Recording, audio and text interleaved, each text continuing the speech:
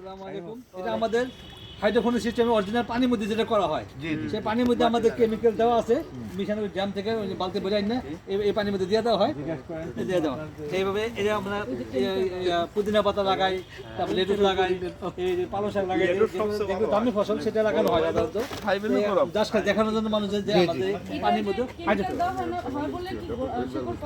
হ্যাঁ শিকড় পাসবে না।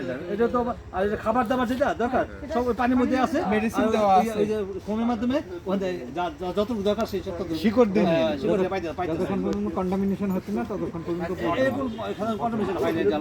এইগুলো হয়। আর এটা তো বললাম এটা সম্পূর্ণ সয়েললেস কালচার, শুধু কোকোপিটের মধ্যে আমরা জাস্ট লাগাই দিই, আর তবে চারাটা অন্য জায়গায় আমরা তৈরি করে নিই। চারাটাকে কি করি, কোকোপিটের মধ্যে কোনো ইয়ে আছে কোনো মানে অন্য কোনো আমাদের শুধু কোকোপিটে কিনে নিয়ে আসি, পানির মধ্যে ভিজে ইয়া করে রেখে 2 দিন লাগাই দিই, তাপমাত্রাটা কন্ট্রোল করতে হয়। আর বেশি গরম হইলে যে আমাদের ফ্যান আছে, ফ্যান ছেড়ে দিলে আমাদের গরম বাতাস চলে যায় বাইরে, এই কথা।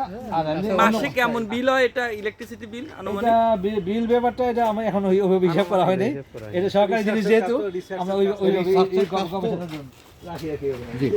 Thank you sir. করতে পারি। আর যদি ফলন যখন হবে তখন আরো চমৎকার লাগবে দেখতে আপনাদের, যে যখন টমেটো চলে আসবে। চেষ্টা করবো, আমার আশা। যাক, ভালো যাও।